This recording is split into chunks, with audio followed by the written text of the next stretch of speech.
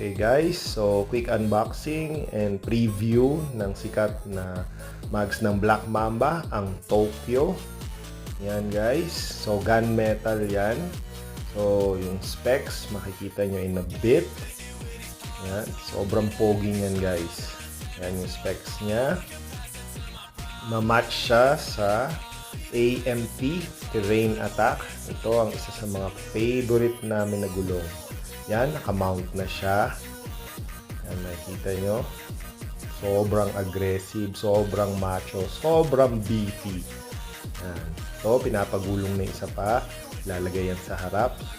Okay, nakita nyo naman guys, yung nagpapagulong, matangkad yun.